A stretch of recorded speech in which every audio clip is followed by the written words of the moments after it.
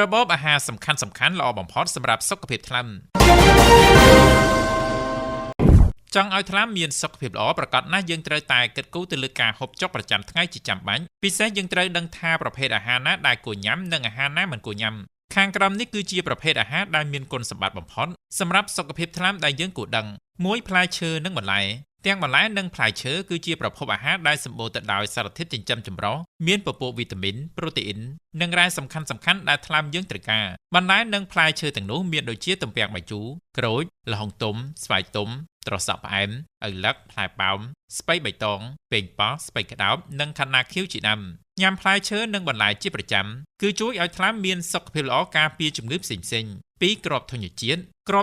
ក៏មានចំណែកធ្វើឲ្យថ្លើមមានសុខភាពល្អព្រោះគ្រាប់ធញ្ញជាតិជួយកម្ចាត់ខ្លាញ់អាក្រក់ពីសរសៃឈាមគ្រាប់ធញ្ញជាតិដែលជាប្រភេទអាហារសម្រន់យើងចូលចិត្តញ៉ាំគឺសុទ្ធតែផ្ដល់អត្ថប្រយោជន៍ដល់សុខភាពថ្លើមទាំងអស់តួយ៉ាងដូចជាគ្រាប់អាម៉ុនគ្រាប់ផ្កាឈូករ័ត្នគ្រាប់ល្ពៅនិងគ្រាប់ស្វាយចន្ទីលីងជាដើម3ខ្លាញ់ត្រីយើងក៏បានដឹងខ្លះហើយអំពីអត្ថប្រយោជន៍ដូចជាពពួកខ្លាញ់ត្រីដែលជាអាហារល្អបំផុតសម្រាប់សុខភាពរាងកាយពិសេសគឺសុខភាពថ្លើមតែម្ដងខ្លាញ់ត្រីគឺសម្បូរទៅដោយអាស៊ីតខ្លាញ់ត្រកូលអូមេហ្គា3មិនថាអូមេហ្គា3ឬ6នោះទេគឺសុទ្ធតែមាននៅក្នុងខ្លាញ់ត្រីទាំងអស់យើងអាចស្វែងរកអាស៊ីតខ្លាញ់ប្រភេទនេះមាននៅក្នុងសាច់ត្រីនិងគ្រឿងសមុទ្រផងដែរ4កាហ្វេក៏ជួយឲ្យថ្លើមមានសុខភាពល្អផងដែរប៉ុន្តែវិធីនៃការញ៉ាំកាហ្វេជួយដល់សុខភាពគឺការគ្រប់គ្រងបរិមាណជាតិស្ករពលគឺប្រើប្រាស់ស្ករកាន់តែតិចឬមិនប្រើសោះកាន់តែល្អយោងតាមការសិក្សាបានបង្ហាញថាកាហ្វេអាចជួយប្រឆាំងនឹងអុកស៊ីតកម្មនិងប្រឆាំងការរលាកផ្សេងៗដូច្នេះហើយទើបកាហ្វេអាចការពារនិងថែរក្សាថ្លើមឲ្យមានសុខភាពល្អថ្វីត្បិតកាហ្វេផ្ដល់អត្ថប្រយោជន៍ចំពោះសុខភាព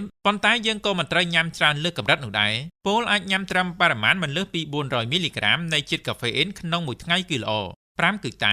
តែគឺជាប្រភេទភេសជ្ជៈដែលមានការពេញនិយមខ្លាំងព្រោះអ្នកដែលមានបញ្ហាញ៉ាំកាហ្វេមិនសូវបានមិនតែប៉ុណ្ណោះក៏ជាភេសជ្ជៈជួយដល់សុខភាពថ្លើមផងដែរតែមានប្រភពចេញពីរុក្ខជាតិមិនថាតែខ្មៅតែបៃតងនោះទេព្រោះសារធាតុ Catechin ដែលមាននៅក្នុងតែមានគុណប្រយោជន៍ដល់សុខភាពថ្លើមប្រឆាំងការរលាកប្រឆាំងជំងឺមហារីកនិងជួយប្រឆាំងខ្លាញ់រោមថ្លើមផងដែរអត្ថបទនេះដែរដកស្រង់ចេញពី Hello គ្រូពេទ្យ